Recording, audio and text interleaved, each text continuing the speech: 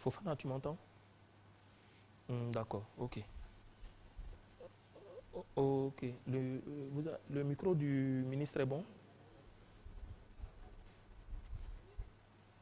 Le micro du ministre.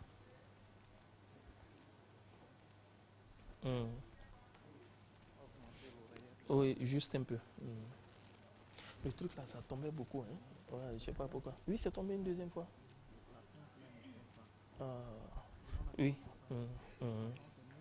Ouais, c'est bon. C'est bon. C'est bon.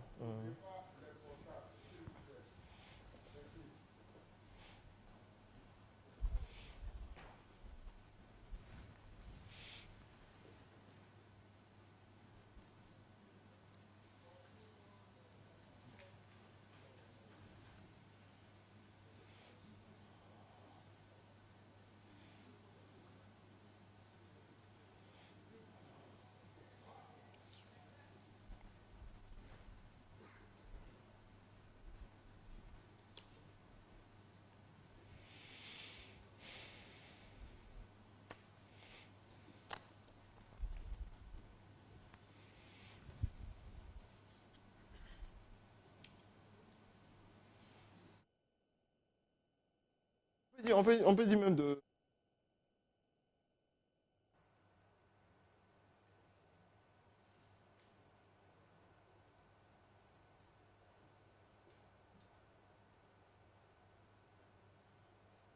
Bonjour, monsieur le ministre. Bonjour. Comment ça va au ministère de l'Hydraulique? Oui, ça va très bien au ministère. Vous occupez ce poste depuis combien de temps? 1 an, 2 mois. Est-ce qu'on peut dire que l'eau coule correctement dans les robinets? En tout cas, on essaie de faire notre effort pour que l'eau coule de mieux en mieux pour la population. Merci. C'était un essai.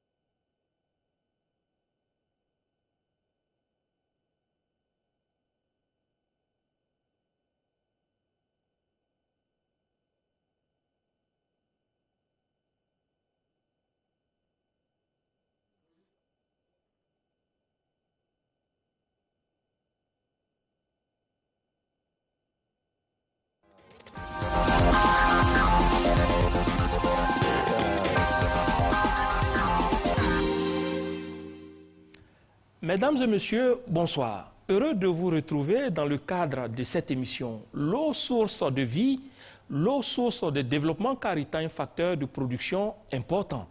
L'eau, ressource importante parmi les 5 priorités du programme social du gouvernement PS-Gouv.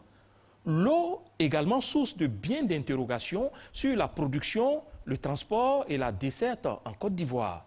Pour étancher notre soif sur ces questions, RTI 1 reçoit le ministre de l'Hydraulique, Laurent Tchagua. Il vient principalement aborder le sujet de l'amélioration de la desserte en eau potable. Bonsoir, monsieur le ministre. Bonsoir. Comme le veut le format de cette émission, je suis avec Aboubakar Sangaré, journaliste spécialiste des questions d'eau au quotidien Le Matin. Bonjour, bonsoir Aboubakar. Bonsoir Koné. Et comme d'habitude, vous pourrez porter vos préoccupations au ministre en composant le 22 40 12 58. Régis Kofi se chargera de recueillir vos questions. Monsieur le ministre, je voudrais que vous nous donniez un chiffre pour commencer cette émission. Quel est le taux de couverture en eau potable en Côte d'Ivoire? Le taux de couverture en eau potable en Côte d'Ivoire aujourd'hui est de 80%. L'ensemble du territoire? L'ensemble du territoire. Voilà, c'est une vue d'ensemble. Est-ce qu'on peut savoir quelles sont les régions qui sont les plus favorables, qui sont les plus desservies et celles qui sont les moins desservies en eau? Ce que je puis vous dire, c'est qu'en Côte d'Ivoire, la ville d'Abidjan, disons, avec sa nappe, est la localité la meilleure desservie en eau potable. Malheureusement, l'est du pays qui est une zone déficitaire en pluviométrie connaît de sévères déficits. D'accord. La situation d'ensemble ainsi décrite, je vous invite à aller sur le terrain. Constat, il y a des difficultés dans la distribution d'eau et l'eau manque dans certains quartiers d'Abidjan. Nos équipes se sont préoccupées de savoir pourquoi l'eau est mal distribuée dans ces quartiers. Le reportage de Christo Diomandé est commenté par Delphine Bla. Guessankwa, extension, dans la commune d'Abobo.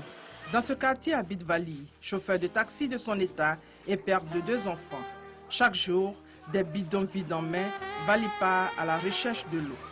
Vécu quotidien, mais véritable calvaire que vivent ces populations depuis 5 ans. Je suis dans le quartier ici depuis octobre 2003. Moi, il y a au moins 9 personnes à la maison. Bon, chaque jour, je cherche 1000 francs pour aller chercher l'eau dehors.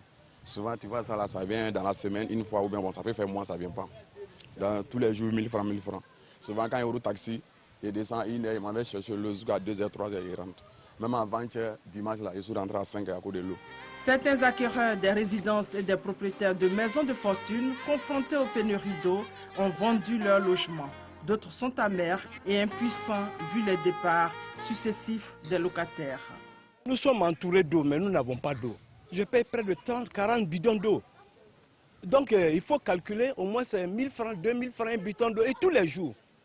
De telle sorte que nos locataires, nous avons pitié pour eux. Parce que s'il faut payer la maison, chaque fin de mois, il faut payer l'eau chaque jour, 2000, 3000 francs. À 2000 francs par jour, ça fait 60 000 francs. Et la maison, les gens payent 30 000. À la longue, tout le monde va partir. Il y a des locataires qui ont déménagé de chez nous. Ce n'est pas parce que nos maisons ne sont pas confortables. Mais le problème d'eau, c'est le problème d'eau qui est récurrent. Les femmes mènent un véritable combat sur l'affaire de l'eau.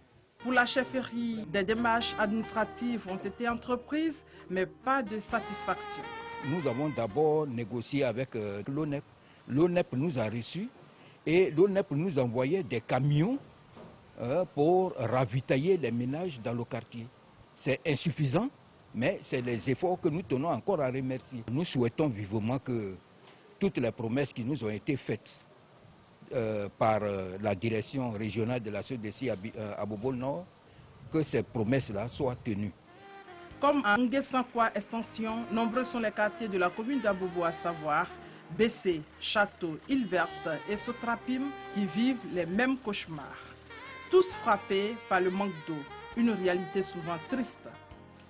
Après Abobo, cap sur la commune de Yopougon, une commune connue pour sa joie de vivre. Mais souvent, cette joie qu'il incarne fait place à une autre réalité, le manque d'eau. C'est le cas du quartier Ananéré, même constat qu'à Bobo.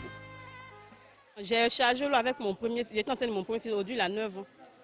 J'ai chargé encore avec la deuxième, aujourd'hui elle a 5 ans. Ça continue encore jusqu'à aujourd'hui. Non, on ne sait pas quand ça va prendre fin. Sincèrement dit, on est fatigué. 2 h du matin, 3 h. Si tu ne t'es pas réveillé là, et c'est coupé, c'est jusqu'à encore 2 h du matin. Un bidon d'eau, on payait à 100 francs. Arrivé, les enfants là, nous donnent à 200. Un bidon d'eau. Le même qu'on nous envoie les enfants, nous ne savons pas d'où ça vient, mais on prend quand même. Et puis à la fin du mois, ça tu viens. Tu ne payes pas, ils viennent enlever le compteur. Pour atténuer la souffrance des populations dans ces communes, des camions-citernes de l'Office national de l'eau potable, ONEP, approvisionnent ces quartiers. Outre cela, des particuliers volontaires offrent aux populations de l'eau potable grâce à leur forage. Pour ces derniers, c'est une façon d'accompagner les actions du gouvernement en faisant du social. Nous sommes une entreprise de production, donc on utilise beaucoup l'eau comme matière première. Et donc on a constaté qu'il y avait vraiment une pénurie d'eau. Alors qu'est-ce qu'on a fait? On a essayé de faire un forage. Autour de nous, on a constaté que les populations avaient du mal à s'approvisionner en eau potable. Et donc le directeur a voulu qu'on essaie de voir comment est-ce qu'on peut aider la population. C'est de l'eau aussi, c'est une source, il faut consommer. Est-ce que l'eau est potable pour la consommation? Et quand on a regardé tout ça, tous ces éléments, on a dit bon ok, c'est possible. C'est comme ça qu'il a demandé qu'on ouvre l'eau à la population. La Côte d'Ivoire a un meilleur plan d'eau sur toute sa surface. La production en eau est suffisante.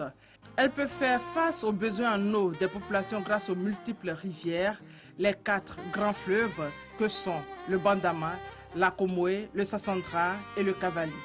Des lagunes, des lacs, 520 km de côtes maritimes et plusieurs nappes phréatiques dont celle d'Abidjan. Mais la distribution d'eau potable dans certains quartiers du district d'Abidjan pose problème. L'une des grandes difficultés qu'on a sur Abidjan, c'est le phénomène de piratage qu'on a sur le réseau. Il se trouve que dans les quartiers périphériques d'Abidjan, des individus s'adonnent à la fraude et qui détournent cette eau-là à leur profit et qui font payer très cher à la population. Et nos estimations nous donnent un chiffre de plus de 10 milliards que l'État perd du fait de l'existence de ces phénomènes de fraude. La qualité de l'eau qui en ressort n'est pas garantie. Non seulement la population qui a cette eau frauduleuse la paie très cher, mais de l'autre côté, la population court d'énormes risques du fait de la qualité de l'eau non garantie par ces moyens détournés de décès. Le gouvernement ivoirien a dégagé de grands moyens pour offrir de l'eau potable aux populations. D'où l'implantation de 36 forages, de la construction d'une usine à Bonois, dénommée Bonois 1 et Bonois 2, pour servir Bonois, Bassam et Abidjan. Le coût, 100 milliards de francs CFA. Et une autre usine de traitement d'eau dans la commune de Cocody-Angré qui a coûté 13 milliards de francs CFA au gouvernement ivoirien. D'autres usines de traitement d'eau sont implantées dans les communes d'Abobo, de Yopougon, un peu partout dans les communes du district d'Abidjan et aussi à l'intérieur du pays pour soulager les populations. En clair, ce sont plusieurs grands chantiers achevés et d'autres en cours d'achèvement qui permettront de couvrir de façon définitive les besoins en eau potable des Ivoiriens sur tout le territoire national. Voilà, Monsieur le ministre, vous venez de voir ce que vivent une partie de la population ivoirienne par rapport aux problèmes d'eau. Vous êtes informé de ces difficultés? Bien sûr que nous sommes informés de ces difficultés, mais vous savez que tous les problèmes qui sont posés se caractérisent par 4 éléments. Le premier élément, c'est qu'il y a beaucoup de quartiers dont on vient de voir qui sont des quartiers d'extension, mais ces quartiers d'extension n'ont pas bénéficié d'extension en matière de canalisation. Donc, par voie de conséquence, l'eau n'arrive pas à ces populations. Deuxièmement, comme l'a dit dans l'élément un de mes collaborateurs, il a parlé de la fraude. Et troisièmement, nous sommes sortis d'une crise au niveau de notre pays. Et lorsque, en 2011, le président Alassane Ouattara arrivait aux affaires, nous avons fait un diagnostic et malheureusement, nous étions à un déficit au niveau d'Abidjan parce que la production qu'on faisait en 2011 était de 350 millions de mètres cubes, alors qu'en 2011, la demande était de 600 000 mètres cubes. 600 millions de mètres cubes. Donc ça fait un déficit important qu'il fallait combler. Et naturellement, la dame qui dit qu'il y a 8 ans, elle n'avait pas de l'eau, c'est vrai qu'il y a 8 ans, effectivement, le déficit était grand et on était obligé de faire, comme on le dit au niveau de l'électricité, un délestage. Donc, on prend de l'eau, on distribue, on donne un peu dans les différents quartiers avec nos camions. Mais aujourd'hui, je pense que le gouvernement a investi d'énormes moyens, 250 milliards de francs CFA, où nous avons construit, n'est-ce pas, des nouveaux sites de production, et à telle enseigne que ces sites de production qui sont au nombre de 12, qui sont venus s'ajouter aux 9 qui existaient, aujourd'hui nous sommes à 21 sites de production et nous produisons donc la capacité de 650 millions de mètres cubes, alors que la demande est de 600. Donc nous sommes à l'équilibre. Mais malheureusement, avec la fraude qui pique une partie de l'eau que nous produisons, nous amène à un déficit de 15% à Abidjan encore. D'accord. Vous avez parlé des quartiers d'extension, mais on a vu des quartiers dans l'élément comme Yopougon à Nanéré, qui sont des quartiers structurés, où il y a des manques d'eau. Il y a le quartier de Koumassi et Marcory-Ramblay, où les robinets sont encore secs parce qu'il n'y a pas d'eau. Ce sont des quartiers qui existent depuis longtemps, des quartiers qui sont modernes. Alors, quelle est la réponse que vous donnez à ces populations? C'est vrai, c'est ce que je dis. Lorsque les quartiers sont modernes, c'est vrai, mais ces quartiers ont été créés, disons, avant les canalisations. Et ces quartiers ont bénéficié de nouvelles canalisations, mais ils ont apporté une population en plus. Donc, le volume d'eau qui est nécessaire pour ce quartier a augmenté alors que nous n'avons pas la ressource suffisante. Donc on est obligé de rationner, de donner un cours dans ce quartier, après donner dans un autre quartier, et c'est pourquoi vous voyez les camions. Abouaka Sangaré, journal Le Matin. Okay. Monsieur le ministre, vous venez de le dire, les problèmes d'eau sont constatés dans les zones d'extension, mais il se trouve qu'à Trècheville, la population utilise l'eau depuis toujours. Et pourtant, Trècheville, c'est une vieille commune d'Abidjan. Oui, mais lorsque vous voyez à Trècheville, les gens utilisent l'eau de pluie, est-ce qu'ils sont branchés au réseau? C'est ça le problème. Ils ne sont pas branchés au réseau. Bon, et c'est ce que le gouvernement tente, n'est-ce pas, de régler par rapport à ces populations qui sont de faibles revenus, qui préfèrent prendre de l'eau de pluie plutôt que de s'abonner, enfin de se brancher à la SODECI, parce que le branchement fait quand même 167 000 francs. Et face à cette situation, nous avons, au niveau du gouvernement, nous avons pris la décision d'aider ces populations à faible revenu. C'est pourquoi nous faisons l'opération de branchements sociaux. Et l'opération de branchements sociaux est soutenue par des partenaires au développement. Vous voyez qu'actuellement, nous sommes à Koumassi Campement où nous avons fait 8 millions de branchements et nous sommes en train de faire 10 millions de branchements à Koumassi Campement. Parce que là-bas, il y a de l'eau, mais ils ne sont pas branchés. Ils ne sont pas branchés parce qu'une chose est de produire de l'eau, une chose est de faire les canalisations pour distribuer cette eau aux populations, mais pour que la population ait accès à cette eau, il faut que la population accepte de se faire brancher. Et c'est à ce niveau-là que souvent on a des problèmes, parce que la population estime que se brancher à 167 000, c'est trop cher. Donc ils préfèrent aller prendre de l'eau qui a été trafiquée par des revendeurs. Mais malheureusement, l'eau qu'ils vont prendre chez les revendeurs coûte plus cher que l'eau de la SODECI. Oui, ces revendeurs, est-ce que leur secteur est réglementé? On a vu que des ménages dépensent en moyenne par jour jusqu'à 2000 francs CFA pour s'approvisionner en eau. Oui, mais c'est ça. C'est cette problématique-là que le président de la République nous demande de régler. Vous voyez, on demande à ce que l'eau de la SODECI soit, enfin, l'eau produite par le ministère de l'Hydraulique, comment dirais-je, traitée par la SODECI, puisse être vendue à 520 francs. 520 francs, ça fait 1 mètre cube, ça fait 5 barriques.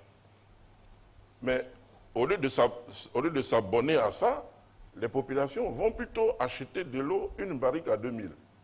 Ce qui fait que quand vous prenez une famille moyenne, la facture de la SODECI étant de 3 mois, cette facture moyenne, elle paye 200 000 francs de facture en réalité, en achetant de l'eau avec les revendeurs. Alors que si cette famille était simplement branchée à la SODECI en payant 528 francs le mètre cube, il y aurait 5 barriques.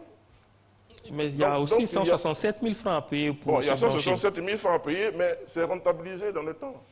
Donc, par rapport aux populations à faible revenu, le président a donné des instructions pour qu'on puisse aller dans le sens de pouvoir les brancher en subventionnant le branchement. Et aujourd'hui, le programme que nous mettons en œuvre grâce aux partenaires au développement tels que la Corée du Sud avec COICA, nous arrivons à faire le branchement à 10 000 francs. Au lieu de 167 000. Au lieu de 167 000 francs. Donc c'est ce programme-là que nous sommes en train de développer avec la volonté du président qui a mis en place le projet Eau pour tous. Et par rapport à ce projet Eau pour tous, nous avons 450 millions de branchements que nous devons faire. C'est ce qu'il nous a demandé. 450 000 ou 450 millions 450 000 familles qui seront branchées au réseau d'eau potable. Sangaré? Oui, Monsieur le ministre, au cours d'un reportage lié à la pénurie d'eau, ce qu'on a constaté, c'est que les abonnés même de la société qui fournit l'eau aux Ivoiriens n'arrivent pas à fournir l'eau aux abonnés, mais les branchements que vous appelez aujourd'hui frauduleux commercialisaient l'eau. Donc ceux qui avaient le compteur se rendaient chez les fraudeurs pour s'approvisionner. Comment cela s'explique-t-il? Bon, vous savez, dans toutes sortes de choses, dans toutes sortes d'organisations, il n'y a pas la sécurité zéro. Hein. Il y a toujours des personnes qui se positionnent, voulant être plus malins que les autres pour pouvoir faire la fraude. Mais la fraude, nous combattons la fraude aujourd'hui dans notre programme. Voilà, nous combattons la fraude. Mais vous voyez, avant de combattre la fraude, il faut être capable d'être prêt à donner de l'eau aux populations à partir, n'est-ce pas, d'un système maîtrisé. Quand on prend le cadre, par exemple, d'Abobo, l'élément l'a fait ressortir. Honnêtement, aujourd'hui, nous avons de l'eau disponible pour envoyer à Abobo avec les investissements que nous avons faits. Nous avons fait la station de Songo, nous avons créé le château d'eau de Ndotré, où nous stockons 5000 mètres cubes dans ce château d'eau. Nous avons fait le château d'eau dans Nokwakoute.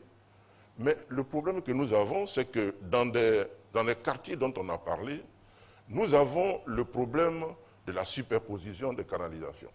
Vous avez autour de 200 km de canalisation. Nous avons dans ce sens. 2000 km. 2000 km de canalisation superposée.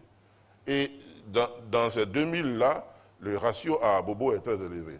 Bon, nous qui avons la responsabilité de mener ce travail, nous ne prenons pas le risque, nous ne faisons pas courir le risque au gouvernement, n'est-ce pas, de la contamination des populations. Donc nous gardons en stock cette eau et nous sommes en train de travailler à la dérivation de ces canalisations qui font courir des risques aux populations. Grâce au financement de l'AFD, grâce au financement de la Banque mondiale, nous sommes en train de dériver ces canalisations. Et lorsque ces canalisations seront dérivées, bon, quand je dis dérivées, ça veut dire séparées, ça veut dire on met la canalisation d'eau usée à part et la canalisation d'eau potable à part, pour éviter que s'il y a une casse, la canalisation d'eau usée contamine la canalisation d'eau brute, d'eau potable, et les populations vont en consommer, c'est plus grave. Donc, nous sommes en train de faire ce travail, le gouvernement nous soutient en cela, et nous travaillons pour que rapidement, les travaux de canalisation soient terminés. Et une fois que ces travaux sont terminés, nous allons les rincer et nous allons basculer l'eau dans ces canalisations. En ce moment-là, les populations d'Abobo seront vraiment sécurisées en matière d'eau potable. D'accord, monsieur le ministre, nous l'avons dit en début d'émission, cette émission est interactive et les téléspectateurs ont réagi automatiquement au 22 42 58. Régis Kofi a déjà les premières préoccupations de tous ceux qui nous suivent sur RTI 1. Régis Kofi. Bonsoir à toutes et à tous. Dans cette première série de questions, nous avons enregistré l'intervention de 4 personnes, à commencer par celle de Mme Clarisse Quadio, qui nous appelle de Moronou, un village de 10 000 âmes situé à 173 km d'Abidjan, sur l'autoroute du Nord. Eh bien, la dame nous apprend que depuis la création de ce village, il n'y a jamais eu d'eau potable dans cette localité. Certes, un château d'eau est en construction, mais les travaux sont à l'arrêt.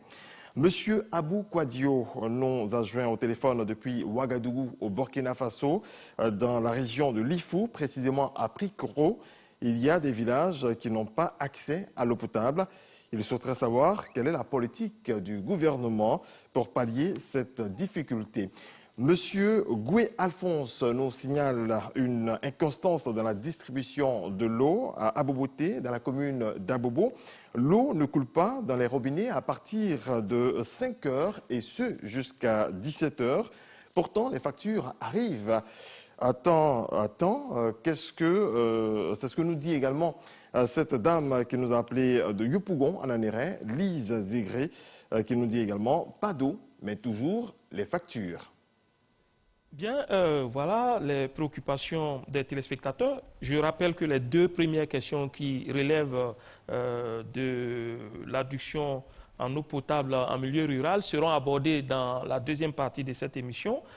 Mais les préoccupations de M. Alphonse Goué, qui se trouve à Boboté, sont précises, comme celle de cette dame qui appelle de Yopougon Ananéré. Ce sont des points précis. Est-ce que M. le ministre peut apporter des réponses précises à ces préoccupations? Yopougon Ananéré, à Boboté, Ramblay, quelles sont les solutions? Vous avez énuméré les causes. Quelles solutions précises et efficaces vous comptez apporter? Bon, les solutions que nous proposons, c'est de renforcer d'abord la production et nous avons déjà atteint ce renforcement. Maintenant, il s'agit de régler les problèmes de canalisation pour que ces populations puissent avoir de l'eau de manière permanente. Et quand vous prenez à Boboté, à Bobaoulé, jusqu'au cimetière d'Abobo, toute cette zone-là, c'est une zone sur laquelle nous sommes en train de travailler par rapport au problème de canalisation en dérivation. Et nous sommes obligés de brancher les populations qui sont à Boboté, les populations qui sont à Bobo-Baoulé, jusqu'à Biabou. Nous sommes obligés de les brancher sur un fil 800, c'est-à-dire un réseau qui n'est un autre réseau pour pouvoir prendre de l'eau dans ce réseau pour leur donner en attendant que nous finissions les travaux. Mais lorsque on se branche sur ce réseau, ça veut dire que c'est du volume que nous prenons sur les autres quartiers. Donc, pour avoir des conséquences, il y a des moments où on sert les quartiers sources et ensuite on ferme et on donne aux quartiers concernés. Voilà. C'est un rationnement. C'est un rationnement. Donc, mais pourquoi vous choisissez de les desservir à des heures vraiment qui sont assez reculées? Non, c'est-à-dire que les heures que nous choisissons sont des heures de moyenne, je dirais, sollicitation. Vous voyez, c'est-à-dire quand la sollicitation est forte, l'eau, la disponibilité, elle est faible. Donc, au moment où tous ceux qui sont dans ces quartiers-là sont allés au travail, la consommation de l'eau baisse. Donc, nous avons un volume disponible qui est intéressant. Donc, nous basculons vers ces populations pour pouvoir leur permettre de faire leurs provisions. Et puis ensuite, on rebascule. C'est ce que j'appelais le délestage. Elles ne dorment pas, elles sont obligées d'attendre l'eau à 2 heures du matin, à 5 heures du matin, au Ramblay, à Koumassi, à Bobo. Le président nous a dit, écoutez, monsieur le ministre, faites en sorte que je ne vois plus des femmes avec des bidons à Abidjan qui sont alignées pour aller chercher de l'eau. Et ça, donner de l'eau aux populations, c'est la prunelle de nos yeux. Mais nous sommes obligés de travailler parce que apporter de l'eau aux populations nécessite des travaux. Les travaux, ça ne dure pas 15 jours. C'est des travaux qui peuvent durer 1 an et qui sont assez complexes. Donc on demande aux populations de patienter et par rapport à ça, le président a tellement mis des moyens que nous pensons que d'ici la fin de l'année 2019, beaucoup de situations seront réglées pour Abobo, pour Yopougon et d'autres quartiers d'Abidjan. Sangaré? Monsieur le ministre, je souhaite revenir sur les branchements sociaux à 10 000 francs. Oui. Je voulais savoir quelles sont les communes d'Abidjan qui sont concernées par ces branchements sociaux et quelles sont les conditions pour pouvoir en bénéficier. Alors, d'abord, pour bénéficier d'un branchement social, il faut être classé comme une population à faible revenu. Et la plupart du temps, vous voyez, dans la commune d'Abidjan, quand vous prenez par exemple Yopougon, il y a 45 quartiers précaires. Quand vous allez à Koumassi, vous avez environ 38 quartiers précaires. Bon, ces populations, malheureusement, qui vivent dans ces quartiers, la population est très nombreuse. Je prends l'exemple de Yopougon. Quand je prends le quartier qu'on appelle Kwembli, il y a 30 000 habitants. Mais Kwembli, c'est un quartier qui a besoin de l'eau potable.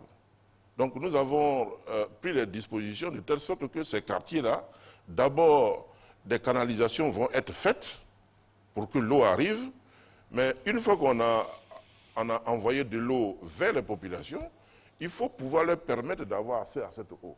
Donc, un programme de branchements sociaux leur sera concédé. C'est ce que nous faisons aujourd'hui à Koumassi Campement. Nous avons fait 8 000, nous sommes en train de lancer 10 000. Bon, donc c'est des quartiers où vraiment il est établi que les populations sont des populations à faible revenu. Voilà. C'est vraiment, comment dirais-je, cette disposition que le gouvernement prend. Bon, mais ça m'étonnerait que des personnes qui ont des revenus assez, qui ont des revenus assez intéressants, qui peuvent payer leurs factures, puissent aller habiter dans les quartiers précaires d'Abidjan. Monsieur le ministre, à vous suivre de près, c'est Koumassi qui est pour le moment concerné par les branchements sociaux. Est-ce que ça dit que c'est Koumassi qui est la commune la plus touchée par la pénurie d'eau à Abidjan? Non, je parle de Koumassi parce que nous sommes en train de réaliser un programme.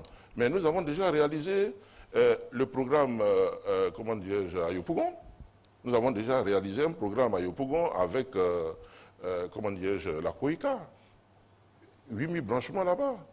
Nous avons fait 8 000 branchements à Koumassi. C'est-à-dire, quand je parle de branchements sociaux, c'est les quartiers les plus touchés. Voilà. Nous commençons par les quartiers les plus touchés. Et de manière progressive, nous allons attaquer tous les autres quartiers précaires de la ville d'Abidjan et de l'intérieur du pays, parce qu'à l'intérieur du pays aussi se développent des quartiers précaires. C'est le problème du logement.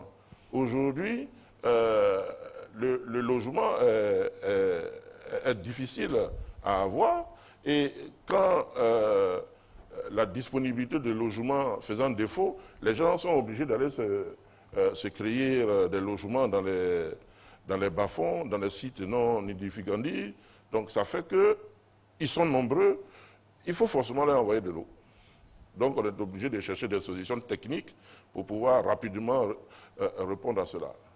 En entendant cela, il y a une solution que vous développez, celle de distribuer de l'eau par l'ONEP, hein, par des camions. Oui, ça c'est en entendant. Oui. En attendant, provisoirement, on a acheté des camions pour que nos camions puissent avoir accès à ces populations, pour pouvoir leur donner de l'eau, pour leur permettre, n'est-ce pas, d'avoir de l'eau, en attendant que toutes les réalisations que nous envisageons de faire soient réalisées pour qu'ils puissent être tranquilles pour avoir de l'eau sans problème. Sauf que souvent, on trouve ces camions-là dans des quartiers comme la Riviera, Cocody, ailleurs, ce n'est pas toujours le cas, ils ne sont pas visibles là-bas. Non, à Cocody et dans les quartiers, je dirais, où on a des réseaux assez clairs, bon, il y a très souvent, vous voyez, des casses de canalisation. Voilà. Par exemple, dans un quartier, Cocody, Deux Plateaux, Riviera, il y a des travaux qui sont réalisés par des entreprises, mais ces entreprises, avant de faire ces travaux, malheureusement, ne font pas, comment dirais-je, des dérivations de réseau. Ils commencent des travaux et cassent des canalisations. Lorsqu'une canalisation est cassée, on est obligé de fermer la canalisation, la réparer avant de redonner de l'eau aux populations. Parce que si on ne fait pas ainsi, l'eau va être contaminée et les populations vont en pâtir. Et c'est pourquoi, quand on ferme la canalisation pour la réparer, on pallie la distribution de l'eau en envoyant les camions citernes dans les quartiers comme Riviera, comme Deux Plateaux, où a priori vous ne devez pas voir les camions là-bas. Mais c'est cette technique que nous utilisons pour pallier, n'est-ce pas, à cette situation lorsqu'on est en face de casse des canalisations. Bon, au niveau comment dirais-je, d'Abidjan, vous avez 93% de casses qui sont à la base, n'est-ce pas, de la pénurie d'eau dans certains quartiers comme Cocody, Deux Plateaux, Riviera, Angré, ainsi de suite. Voilà. Monsieur le ministre, les Abidjanais ont-ils tort d'avoir peur de la qualité de l'eau de leur robinet à Abidjan? Non. L'eau que nous distribuons est de l'eau vraiment potable. Les populations peuvent boire cette eau avec toute la tranquillité. Parce que, au niveau du ministère et au niveau de la SODECI, nous prenons toutes les dispositions pour que cette eau soit potable et que cette potabilité-là soit garantie. Et c'est pourquoi je dis souvent, lorsque les populations ont cette psychose de croire que l'eau de la SODECI, l'eau que nous distribuons n'est pas potable, se déverse sur les eaux en bouteille. Mais je pense que l'eau en bouteille que vous buvez, c'est de l'eau de SODECI. Voilà, parce que les nappes que les sociétés qui mettent de l'eau en bouteille utilisent, c'est la nappe de Benoît, c'est la même nappe que nous utilisons pour pouvoir distribuer de l'eau potable. Il ne faut pas oublier aussi qu'il y a la fausse eau minérale qui est vendue. Oui, mais c'est ça. Mais il y a une mauvaise publicité qui est faite. Qu'est-ce que vous faites pour que cela ne soit pas? Voilà, alors à ce niveau-là, nous sommes en train de mettre des dispositions pour, quand nous parlons de la fraude, on parle de la fraude de ceux qui se branchent clandestinement sur les réseaux, mais il y a ceux aussi qui font, je dirais, la mise en bouteille de l'eau et ils disent que c'est l'eau minérale, alors que ce n'est pas de l'eau minérale. Vous luttez contre cela? Mais bien sûr.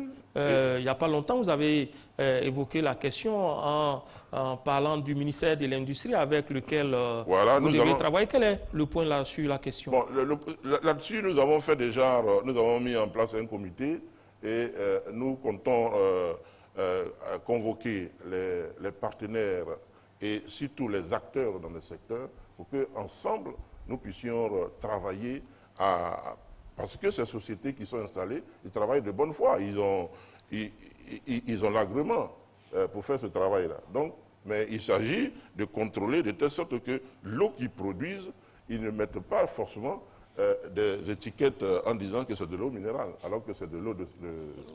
Dernière question pour clore ce chapitre. Il y a aussi les stations de lavage d'eau de fortune. Les points de lavage, de lavage de voitures qui souvent sont dans des quartiers où il n'y a pas d'eau, mais qui utilisent de l'eau avec des débits qui sont importants. Est-ce que c'est normal? Est-ce qu'ils ont des agréments? Comment est-ce que ça fonctionne? Bon, alors, là, nous sommes en train de normaliser cela avec la SODECI, avec tous nos partenaires. Normalement, vous voyez, on doit économiser de l'eau. Mais malheureusement, chez nous, on utilise de l'eau pour laver les voitures. Vous allez à Jérusalem, vous ne pourrez pas prendre de l'eau potable pour laver les voitures. Vous allez dans certains pays, on ne vous autorisera pas à prendre de l'eau pour laver les voitures. Mais ici, compte tenu du fait que la personne qui lave les voitures, il a son compteur, il a fait son abonnement, bon, c'est légal. Il a le droit d'avoir... comment dirais-je, la possibilité d'utiliser cette eau. Mais sauf qu'il est facturé au tarif normal. Bon, comme il paye ses factures, on est obligé... Vous fermez les yeux dessus. On est obligé de le laisser continuer puisque même nous, dans l'administration, nous gaspillons de l'eau. Vous voyez? Donc, on ne peut pas voir l'administration dans nos bureaux. Il y a des gens qui laissent tout, ils vont aux toilettes, ils tournent de leur robinet. Quand le robinet est gâté, ils laissent couler de l'eau. La facture s'élève à combien? Nous payons facilement tous les 3 mois, et si on revient à l'échelle annuelle, nous payons 14 milliards de francs d'eau à la SODECI. Il y a une éducation à faire. Bon, il y a une éducation à faire, mais bon, c'est des programmes que nous sommes en train de mettre en place pour pouvoir lutter contre la fraude, pour pouvoir lutter contre le gaspillage. Mais tout cela, le ministère de l'Hydraulique, il y a 1 an que nous sommes là, et on se bat pour mettre en place une structuration pour que tous ces différents problèmes-là, nous puissions les toucher. Et nous courons des dangers. Vous voyez, quand on évolue dans la ville d'Abidjan, nous avons prévu des forages, des sites où on ne devait pas avoir d'habitation, qu'on appelle les champs captants. Mais malheureusement, aujourd'hui, les champs captants, qui sont les endroits où nous prenons de l'eau pour les traiter et donner aux populations, mais de plus en plus, on a laissé des gens s'installer autour de ces champs captants. Mais c'est dangereux. Mais nous sommes obligés de faire un rapport au gouvernement. Mais si la solution, c'est de déguerpir ces populations. Mais aujourd'hui, on ne peut pas les déguerpir parce que leur occupation est telle que la population est déjà installée, ils ont des papiers et tout ça. Bon, on ne sait même pas qui est là dedans des papiers. Mais nous courons donc un danger et nous avons dit au gouvernement qu'il faut dès maintenant sécuriser les champs captants, sinon on risque de se retrouver dans une situation difficile dans les années à venir. Bien, le problème d'eau n'est pas que urbain. À l'intérieur du pays également, la population éprouve des difficultés à disposer de cette denrée essentielle pour le bien-être, pour la vie. Pour y faire face, l'État a engagé des travaux de réhabilitation d'infrastructures. Châteaux d'eau, pompes à motricité humaine, forages sont autant de réalisations sur le terrain. Siaka Kone et Delphine Bla. En Côte d'Ivoire, est appelé hydraulique rurale tout système non connecté à un système public de distribution d'eau potable et qui n'est pas géré par le concessionnaire SODECI. L'hydraulique rurale pratique essentiellement 2 technologies d'approvisionnement en eau. Il s'agit de l'hydraulique villageoise caractérisée par des pompes à motricité humaine et l'hydraulique villageoise améliorée.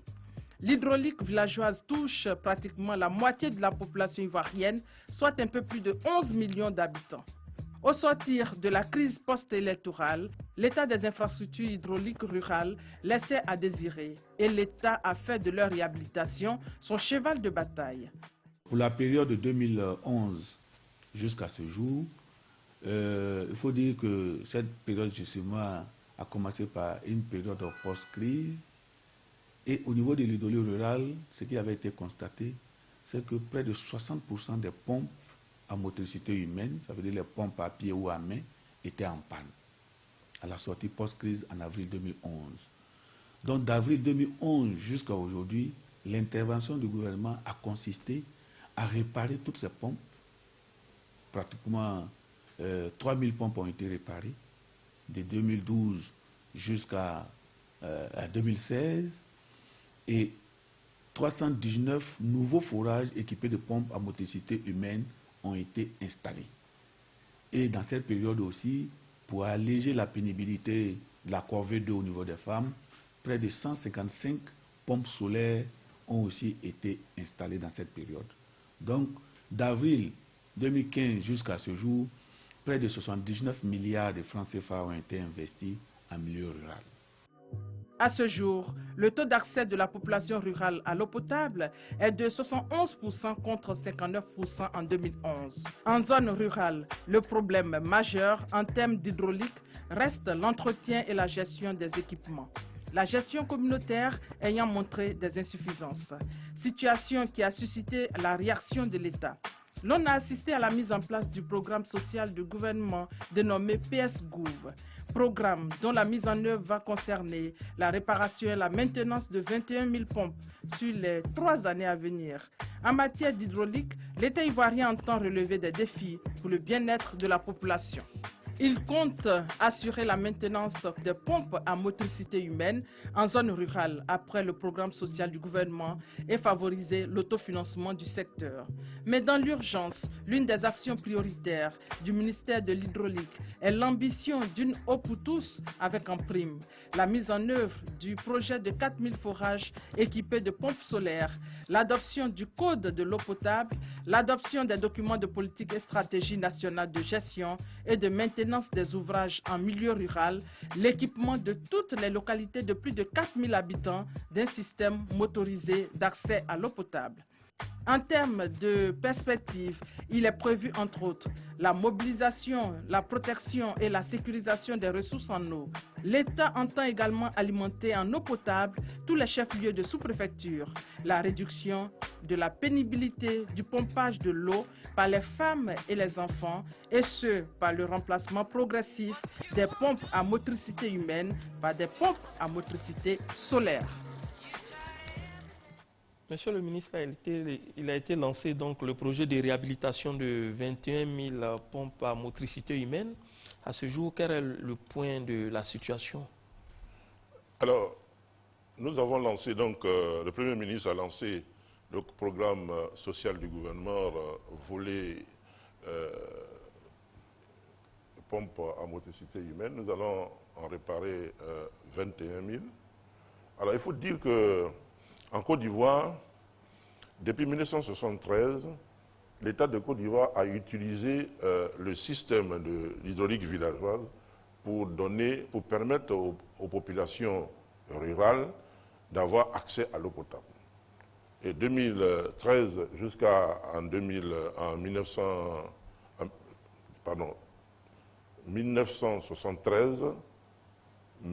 1987. Alors, lorsque on donnait de l'eau potable à partir des pompes à motricité humaine, l'État a mis en place un système qui lui permettait en propre de réparer ces pompes. Donc, le programme a bien fonctionné et les pompes étaient maintenues de manière permanente en état. Donc, les populations avaient toujours de l'eau potable. Mais lorsque la crise est survenue, l'État a voulu transférer ce pouvoir de réparation aux populations elles-mêmes. Et malheureusement, on a fait, ça n'a pas marché, on a fait un mauvais choix. Et aujourd'hui, on s'est retrouvé en 2011 avec la crise post-électorale à exacerber la situation. Et le président a donné, après le diagnostic, a demandé de faire un premier geste de 7 milliards qui nous a permis de réparer les pompes. Mais on s'est rendu compte rapidement qu'il y en avait beaucoup qui ne pouvaient pas être fonctionnels parce qu'ils en panne. Donc c'est pourquoi le gouvernement a pris la décision de mettre en place un programme sur 3 ans qui va nous permettre de réparer les 21 000. Mais la stratégie que nous avons adoptée, c'est que nous allons réparer jusqu'en juin prochain, nous allons équiper les 21 000 pompes. Mais aujourd'hui, quel est le point? Bon, aujourd'hui, le point, depuis que nous avons lancé, nous avons 300 pompes qui ont été réhabilitées. Maintenant, demain, je donne les moyens à mes directeurs régionaux et aux directeurs régionaux de la SODECI de manière à aller sur le terrain de telle sorte que tous les mois, nous allons réparer 500 pompes. Et notre calendrier va nous permettre en décembre de pouvoir atteindre un taux de réparation d'environ 4500 pompes. Et nous devons tout faire pour qu'en juin prochain, les 21 000 pompes, les 8 000 pompes que nous devons remplacer, seront remplacées, et les 13 000 qui sont en panne puissent être réparées. Donc, une fois qu'on aura remplacé les 8 000 pompes qui sont en panne et qui ne sont pas fonctionnelles, et si nous réparons les 13 000, nous allons nous retrouver à une situation normalisée en juin 2020. Maintenant, les 2 ans qui vont nous rester, nous allons les utiliser pour maintenir les pompes en état de fonctionnement. D'accord. Et parallèlement à ça, nous préparons actuellement un mécanisme qui va prendre la relève à partir au terme de ces 3 ans pour que les pompes soient maintenues en état de fonctionnement de manière permanente. Parce que la problématique de la distribution de l'eau potable en milieu rural, c'est la maintenance des pompes en état de fonctionnement. D'accord. En entendant de vous passer la parole très rapidement, juste avant de monter sur ce plateau, j'ai eu un habitant du canton Pakolo, la sous-préfecture de Gagnoa, qui dit que sur les 22 villages, donc 22 pompes, une seule pompe a été réparée. Est-ce que cet habitant peut espérer pouvoir voir sa pompe réparée d'ici la fin de l'année? Toutes les pompes seront réparées. À quelle échéance? Toutes les pompes, c'est ce que je dis, les pompes seront réparées à l'échelle annuelle. C'est-à-dire, nous donnons 1 an, oui. Parce qu'il y a quand même 21 000 pompes. Hein.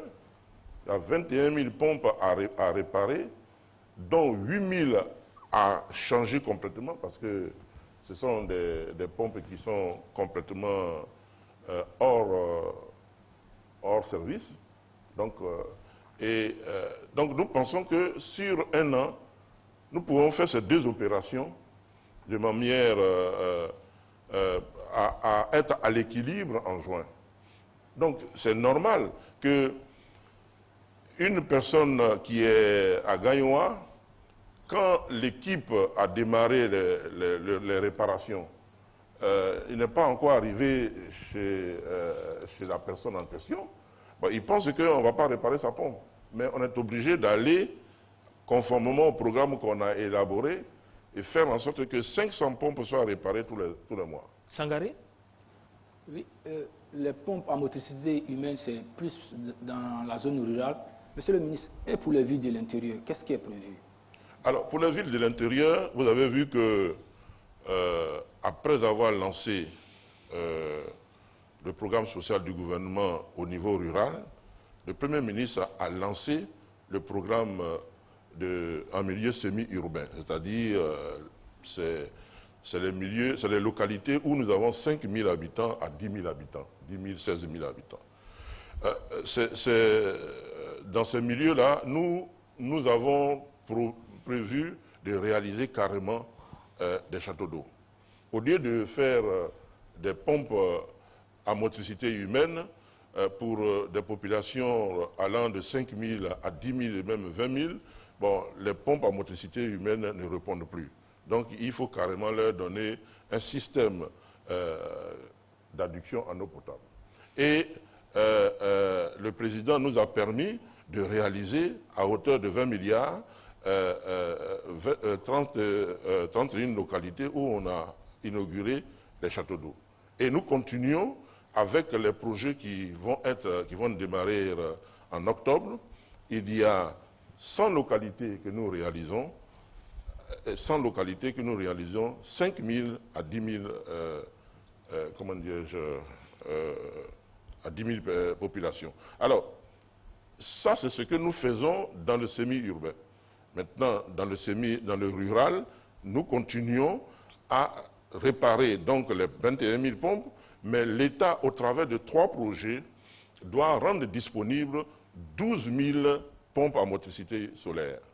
Et ce sont ces 12 000 pompes à motricité solaire qui vont nous permettre d'enclencher le programme de remplacement des pompes à motricité humaine par des pompes à motricité solaire.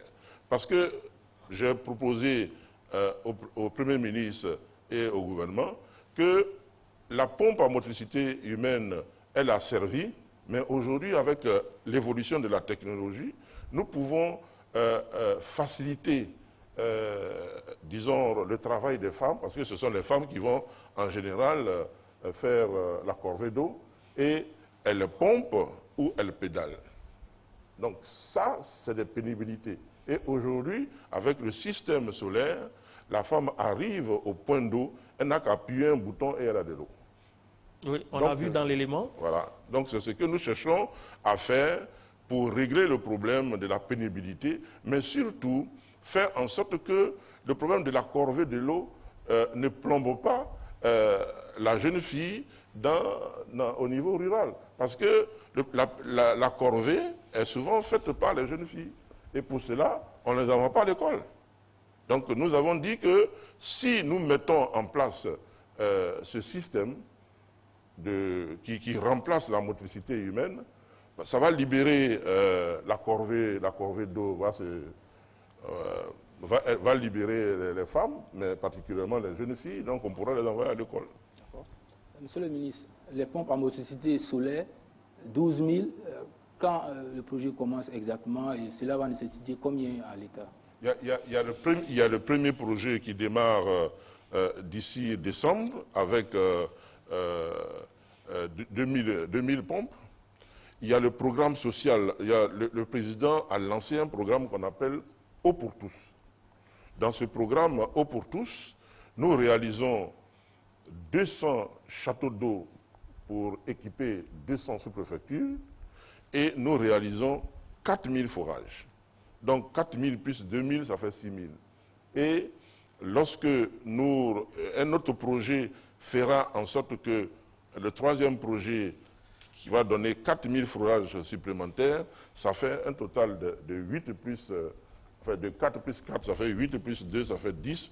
Et les 12 000 forages sont complétés par le quatrième projet qui doit démarrer en mars avec 2000. Ça fait les 12 000 forages que nous allons répartir au niveau national et surtout dans les endroits où l'accès à l'eau potable est crucial. D'accord. Avec votre permission, nous allons retrouver Régis Kofi qui est toujours au 22 40 12 58. Vous êtes nombreux à réagir sur ce poste. Alors, Régis Kofi, nous vous écoutons pour les dernières interventions des téléspectateurs.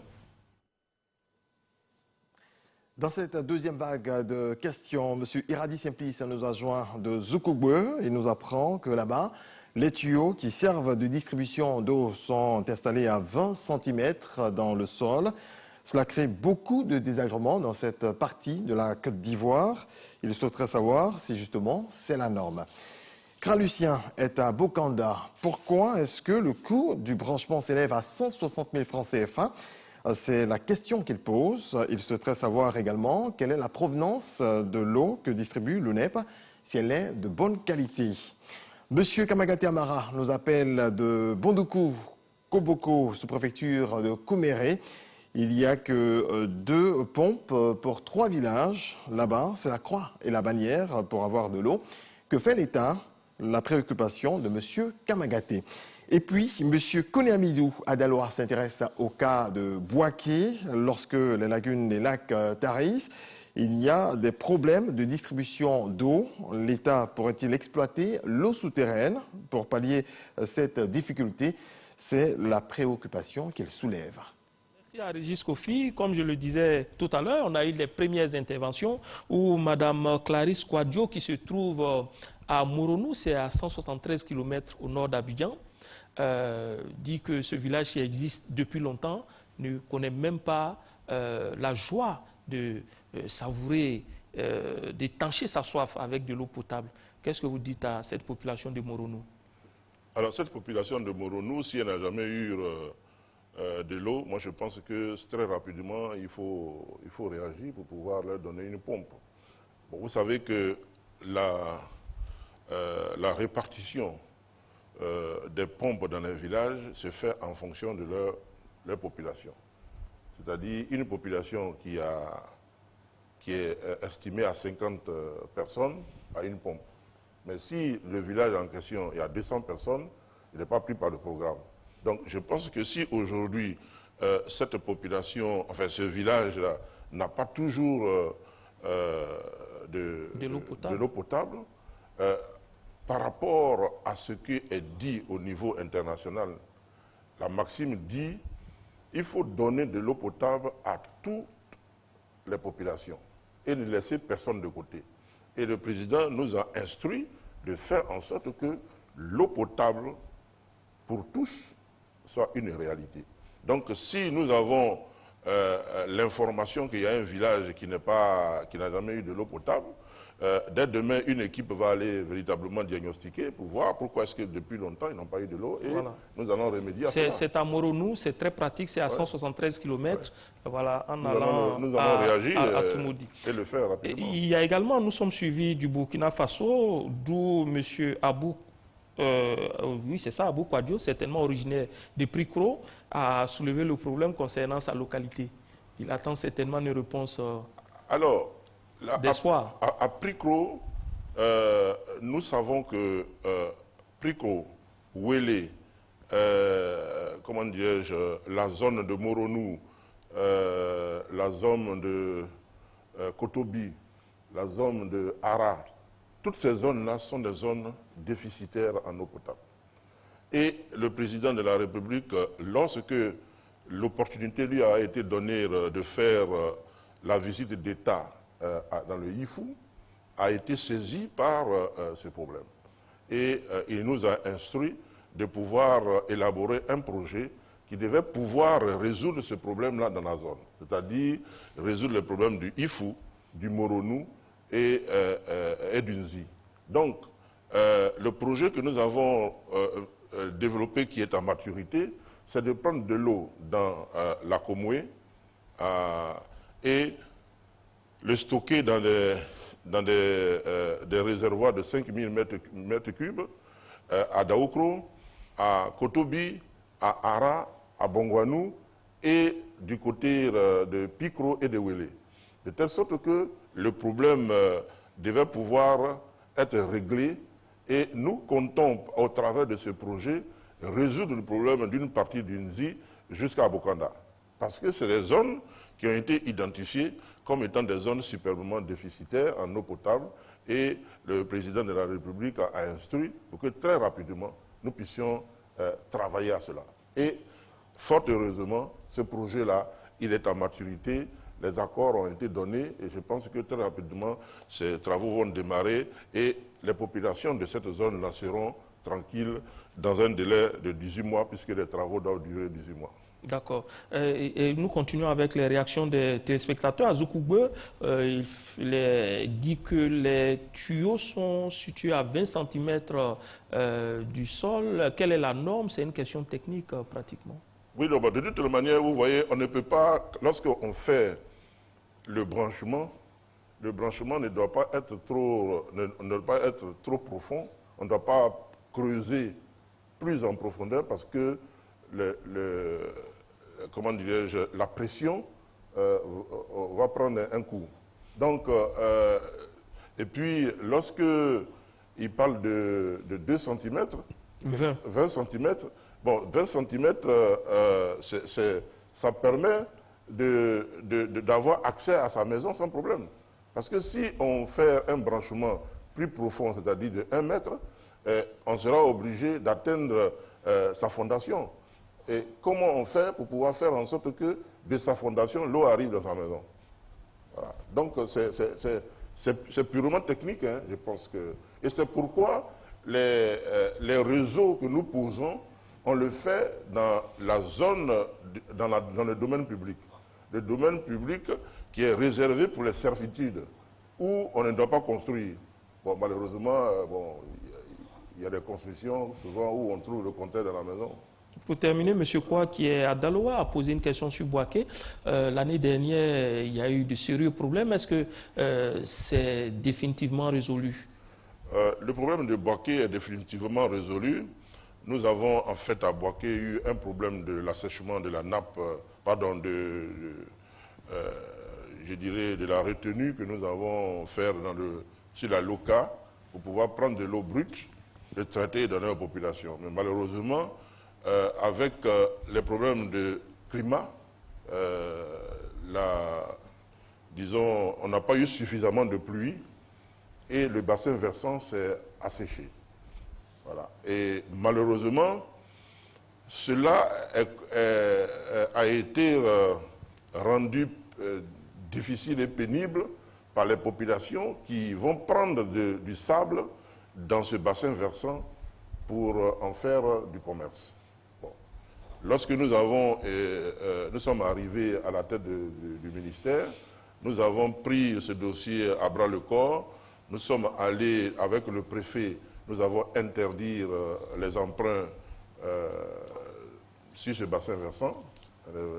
Et grâce à la sollicitude de la Banque mondiale, la sollicitude du président de la République, nous avons fait des forages en procédure d'urgence et ça nous a permis de rétablir l'équilibre.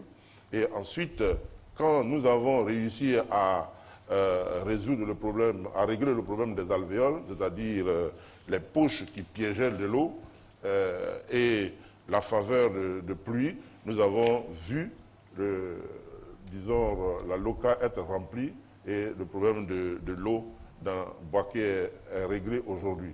Mais nous pensons que le climat nous joue des sales tours, donc nous avons pris des dispositions sécuritaires.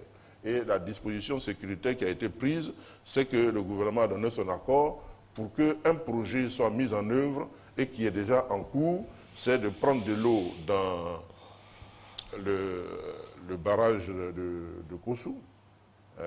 Nous avons identifié une zone où la baltimétrie est très intéressante et nous allons prendre de l'eau dans cette partie du lac, pomper de l'eau pour venir alimenter, disons, la réserve de la Loka pour pouvoir sécuriser la zone, c'est-à-dire le Gbeke d'une manière générale. Sangaré.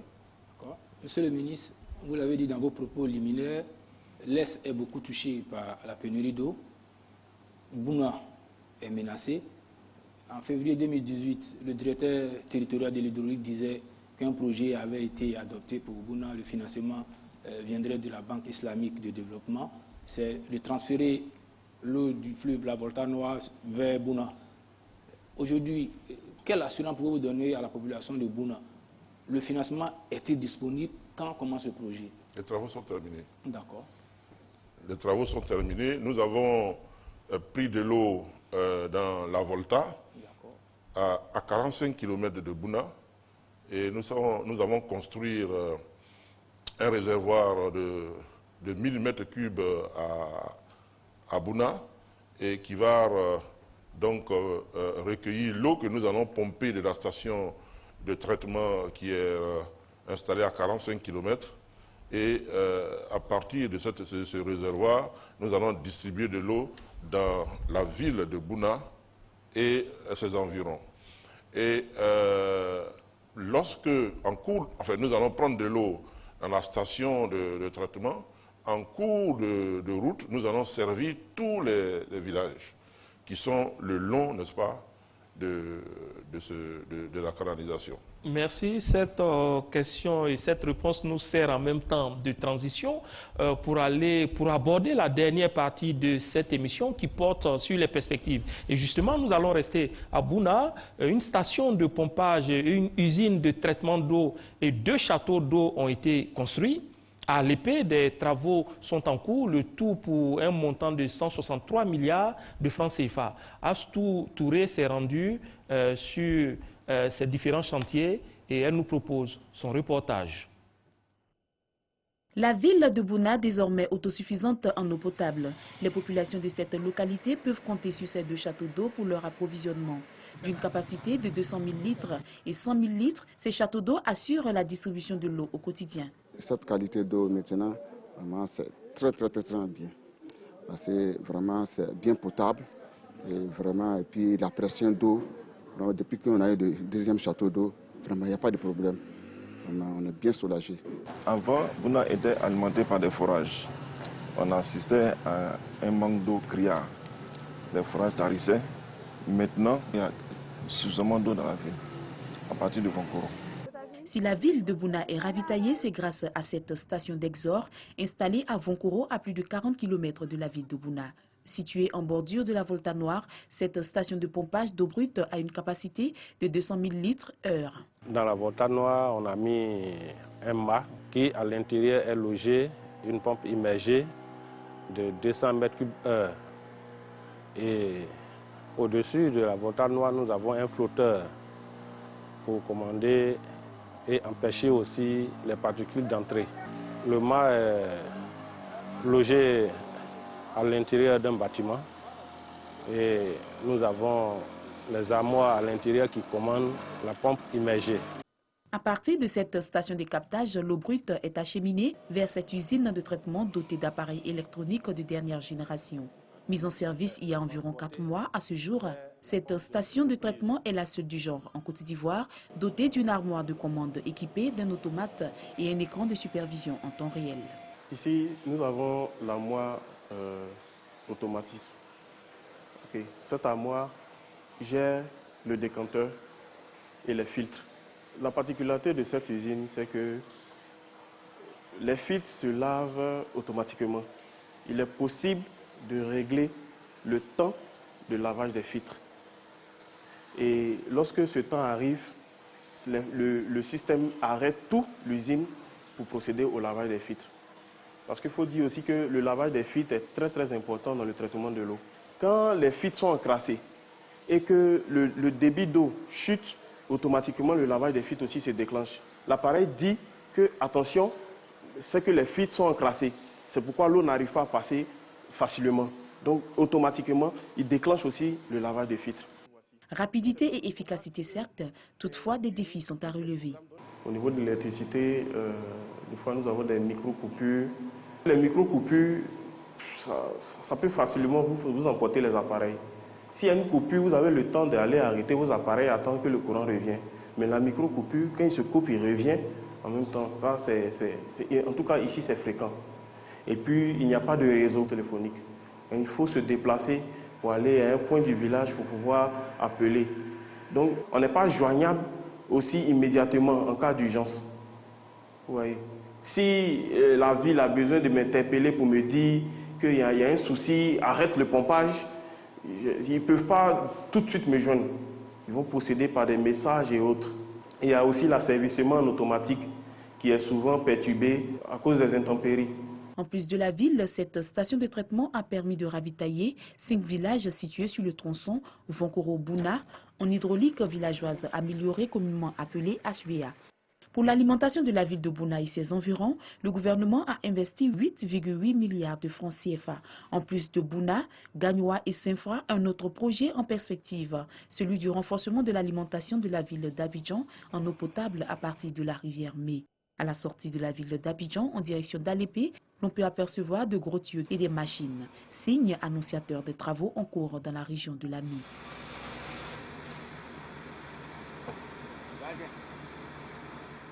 Cette action du gouvernement à travers le ministère de l'Hydraulique vise à approvisionner la ville d'Abidjan afin de soulager les populations. Sur ce chantier, environ 500 ouvriers sont à l'œuvre. D'ici sortiront de terre une station de prise d'eau d'une capacité de 240 millions de litres par jour et une station de traitement d'une capacité de 5 millions de litres d'eau. Également, 2 châteaux d'eau de la même capacité sont en cours de réalisation. Le chantier sera livré en août 2020. Il va porter la capacité de production à 880 000 m3 par jour pour un besoin jusqu'en 2025 de 862 000. Donc déjà en 2020, on aura plus de production que nécessaire et on tiendra même plus qu'en 2025. Le besoin d'approvisionnement de la ville d'Abidjan en eau potable étant de 640 millions de litres par jour, l'objectif de ce projet à long terme est de ravitailler la ville d'Abidjan au-delà de 662 millions de litres de besoins estimés d'ici à 2015. Mieux, la capacité d'approvisionnement passera à 882 millions de litres d'eau par jour. Le projet de renforcement de l'alimentation de la ville d'Abidjan en eau potable à partir de la rivière Mé est le plus grand projet jamais réalisé en Côte d'Ivoire. Le coût des travaux est estimé à 163 milliards de francs CFA et cette station de traitement est la plus grande station de l'Afrique de l'Ouest. Monsieur le ministre, cet élément s'achève par des perspectives prometteuses, 882 000 m3 à la production dans quelques années, contre 662 000 m3 à la demande. On se demande, est-ce que vous n'allez pas tomber dans le piège du transport et de la distribution? C'est vrai qu'il y aura de l'eau à la production, mais il y a le transport, il y a le stockage, il y a la distribution. Quelles sont les précautions que vous prenez pour éviter ces pièges? Alors, c'est une stratégie une stratégie que nous avons élaborée, c'est une stratégie à 2 entrées. Première des choses, la production sur Abidjan, on était déficitaire en 2011. On a investi pour être à l'équilibre en 2015. Il faut investir pour être en sécurité. Donc la sécurisation de la production, c'est de produire de l'eau à partir de la rivière Mé, de produire de l'eau à partir de la lagune Adien, de telle sorte que la production pour alimenter la ville d'Abidjan soit garantie jusqu'en 2040. Ça, c'est la stratégie que le gouvernement a adoptée. Donc, pour qu'on arrive à une production suffisante pour garantir l'alimentation en eau potable de la ville d'Abidjan jusqu'en 2040, nous avons 3 à 4 investissements à faire.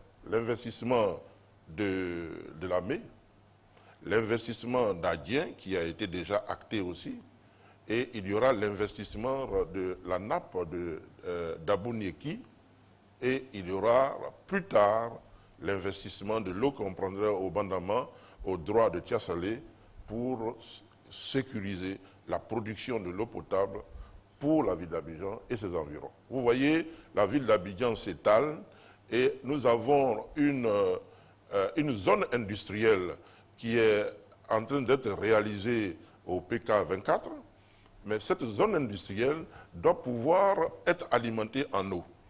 Or, dans l'estimation que nous avons faite, qui nous a permis d'être à l'équilibre en 2015, la zone industrielle n'était pas prise en compte. Donc, pour être en sécurité, l'État de Côte d'Ivoire est en train d'investir dans ces 4 grands projets pour pouvoir sécuriser la production en alimentation en eau jusqu'en 2040. Bien, maintenant, lorsqu'on a de l'eau, il faut distribuer.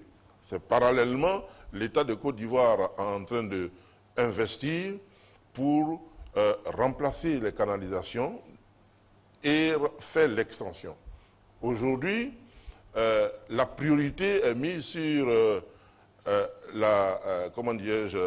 remplacement des canalisations à Abobo pour que très rapidement nous soyons opérationnels et éloquents dans la distribution de l'eau potable à Abobo, qui est une des grandes communes, n'est-ce pas, de la ville d'Abidjan.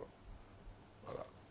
Monsieur le ministre, dans les solutions que vous présentez, on voit que le recours est fait aux fleuves et aux rivières. Malheureusement, ces cours d'eau-là sont aujourd'hui attaqués par les activités des hommes.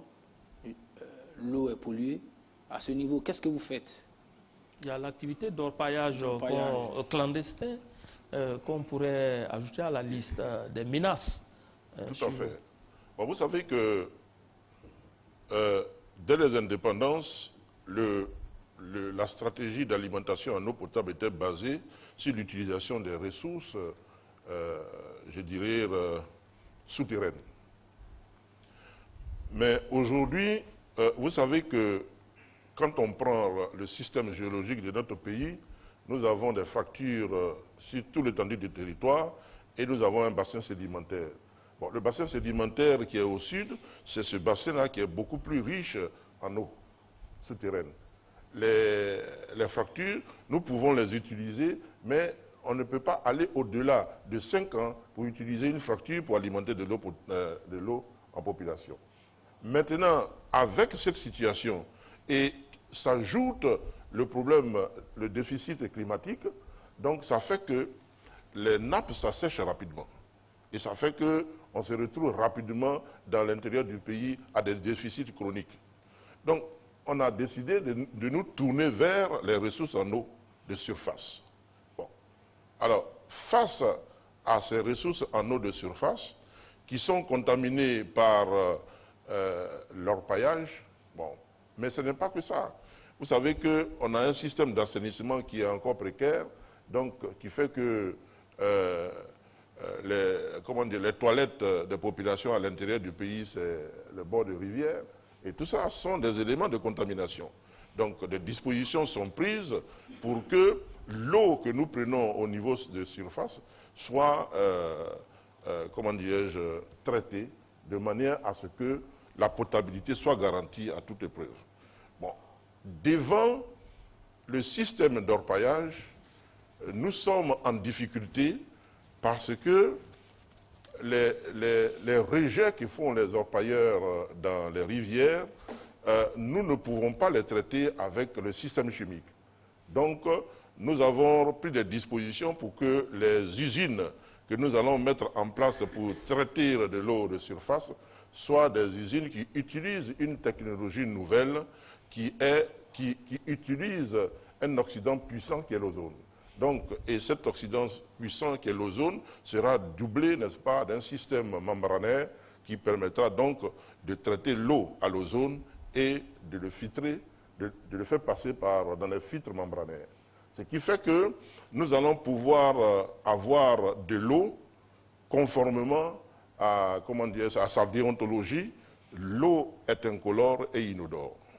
Parce que vous savez qu'il y a certaines régions où l'eau est colorée et les populations pensent que cette eau qui est colorée, bon, elle n'est pas potable. Elle est potable, mais elle est colorée. Donc aujourd'hui, avec la nouvelle technologie que nous allons utiliser, nous allons leur donner de l'eau qui est incolore et inodore. Monsieur le ministre, pourquoi ne pas en même temps s'attaquer au problème de l'orpaillage? Bon, alors, moi, en tant que ministre de l'Hydraulique, j'utilise de l'eau, la ressource qui est disponible. Maintenant, l'orpailleur qui est en train de faire son travail, normalement, la loi dit que toute industrie qui doit rejeter ses effluents dans les cours d'eau doit traiter ces effluents et faire en sorte que ces effluents soient potables avant de les rejeter. Et c'est pourquoi, au niveau de notre pays, il y a une inspection des établissements classés. Bon, donc je pense que à ce niveau-là, ceux qui ont la responsabilité de pouvoir faire en sorte que les établissements classés jouent leur rôle en plein temps, bon, nous les interpellons. Moi, en tant que ministre de l'Hydraulique, j'interpelle très souvent mon collègue des mines, parce que c'est les mines qui donnent l'agrément à quelqu'un pour aller exploiter de l'or. Maintenant, il faut faire en sorte que lorsqu'il s'est installé en tant qu'industrie, en train d'exploiter de l'or, les établissements classés veillent à ce que ces rejets puissent respecter la norme. Et dans tout cela, nous sommes en train de travailler, le gouvernement, nous avons une solidarité gouvernementale et au travers de cette solidarité gouvernementale, nous travaillons ensemble. Vous avez vu que pour inaugurer les châteaux d'eau, c'est mes collègues qui m'ont aidé à faire ce travail. Donc, nous avons initié cette stratégie de solidarité pour que les autres ministres puissent participer dans leur région disons, aux inaugurations pour être proche de leur population. Et donc, nous faisons ce travail-là ensemble. D'accord, c'est bon de donner de l'eau à la population. Cette eau n'est pas gratuite. La facture d'eau, ça coûte aussi. Le consommateur est facturé à 250 francs le mètre cube en Côte d'Ivoire. Est-ce que vous jugez ce tarif abordable? Ah oui, vraiment. Au Sénégal, c'est 200 francs. Dans la zone UMOA, à part le Mali, la Côte d'Ivoire est le pays où l'eau est moins chère. Le Sénégal fait 200 francs, monsieur le ministre. 200 francs, non. Le tarif normal. Non, je ne crois pas. Hein. Le tarif au Sénégal, moi je vais vous donner les tarifs, hein, je vous donne les tarifs tout de suite. Quand on prend la tranche sociale en Côte d'Ivoire, il est de 18 mètres cubes. C'est ça. Alors, le 18 mètres cubes en Côte d'Ivoire, il coûte 4 230 francs. D'accord. Mais au Sénégal, il coûte 3 850. Oui, quand on sort du tarif social. Quel est le type de contrat qui vous lie à la société de distribution d'eau de Côte d'Ivoire, Sodeci? C'est un contrat d'affermage. Est-ce que ce contrat n'est pas la source du manque d'investissement dans le secteur? Parce que le fermier ne peut pas investir dans ce type de contrat.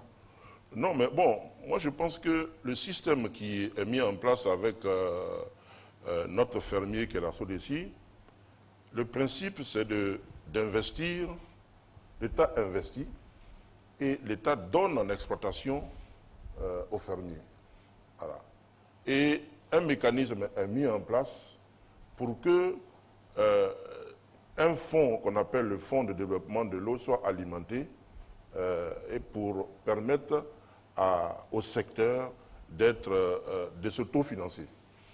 Bon, le travail est fait, mais souvent l'État n'a pas la trésorerie pour essayer de faire ou de financer la continuité des services.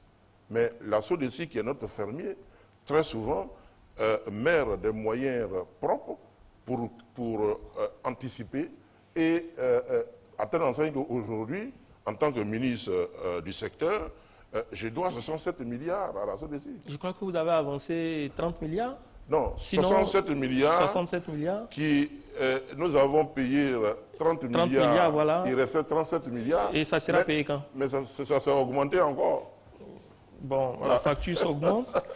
Ça s'est augmenté encore. Donc, aujourd'hui, nous sommes en train de discuter avec l'État pour qu'on trouve un équilibre financier du secteur pour que cette situation des cas de tarifs que l'État paye tout le temps soit bannie. À la limite, tous les Ivoiriens consomment de l'eau à crédit.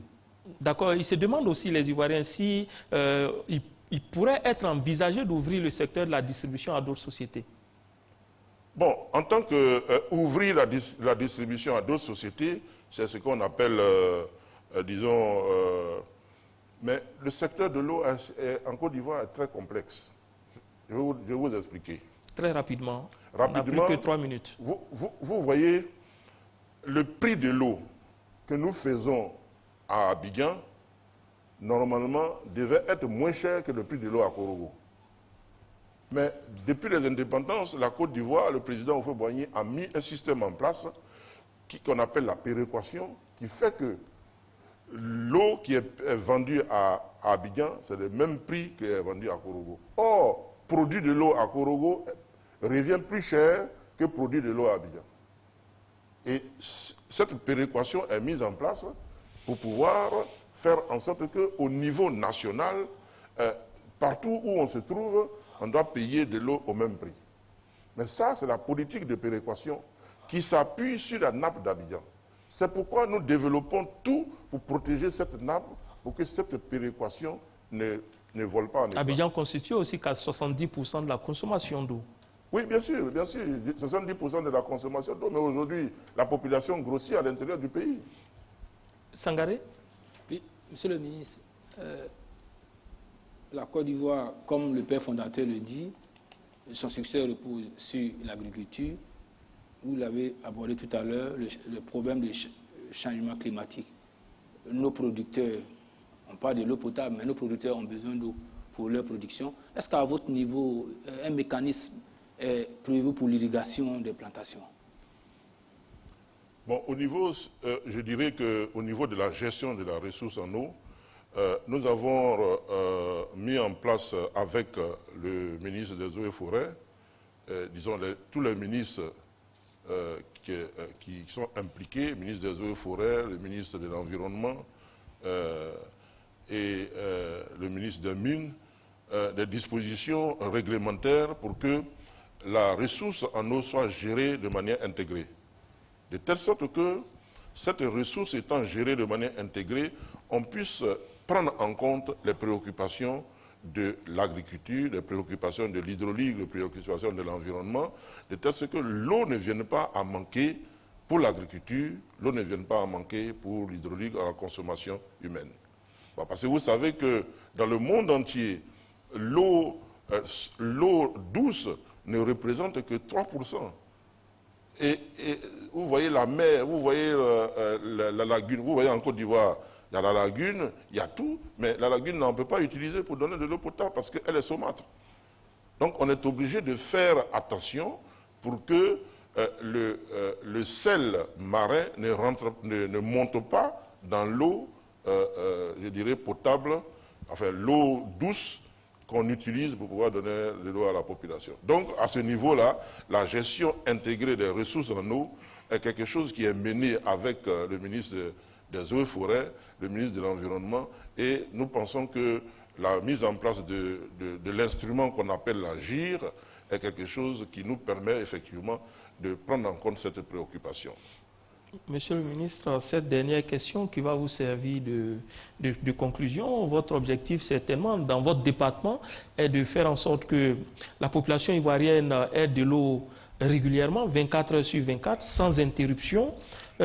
Déjà, quelle est la moyenne de coupure, le temps moyen de coupure d'eau en Côte d'Ivoire, très rapidement? Alors, le temps moyen de coupure d'eau en Côte d'Ivoire, bon, il faut dire que la coupure d'eau en Côte d'Ivoire, c'est maximum 72 heures. C'est le temps moyen. C'est le temps moyen, 72 heures. Bon, et généralement, les coupures, vous voyez, les coupures d'eau sont dues à l'électricité. D'accord. Et c'est pourquoi la stratégie que nous sommes en train de mettre en place, c'est de faire en sorte que les centres de production stratégiques puissent être équipés de systèmes électriques, c'est-à-dire de générateurs, qui se mettent en marche à temps zéro. Lorsqu'il y a la coupure de courant, le générateur se met en marche et la station de traitement ne s'arrête pas. D'accord. Voilà. Je reviens à cette question. Donc, fournir de l'eau de manière efficace, de l'eau potable à la population, 24 heures sur 24, cet objectif sera-t-il atteint? Les Ivoiriens ont-ils de l'espoir? Ceux qui sont à Yopougon, ceux qui sont à Bobo, ceux qui sont à Koumassi, ceux qui sont à Moronou, un peu partout dans le Pakolo également. Oui, je voudrais dire que les Ivoiriens peuvent avoir l'espoir, et cet espoir, c'est demain. Et le travail qu'il est en train de faire, avec la sollicitude du président de la République et avec le gouvernement, les moyens qui sont dégagés, les investissements qui sont faits, devraient pouvoir nous permettre de résoudre ces problèmes et de faire en sorte que les objectifs qui sont les nôtres puissent être véritablement atteints en matière de distribution. Je voulais dire aux Ivoiriens qu'il m'a été donné, dans le cadre de mes fonctions de voyager, d'aller à Rome et particulièrement au Vatican. Et j'ai pu rencontrer un évêque avec qui j'ai échangé et on parlait de l'agriculture et puis bon, il s'est écrié en disant « Fortunatos ». Minum sobibonate o agricolas. Traduction. Il disait, trop heureux les laboureurs s'ils savaient ce qui était leur bien. Mais moi, en tant que ministre de l'hydraulique, j'ai dit, les Ivoiriens sont heureux s'ils savaient qui était leur bien. Leur bien, là, c'est le président Alassane Ouattara.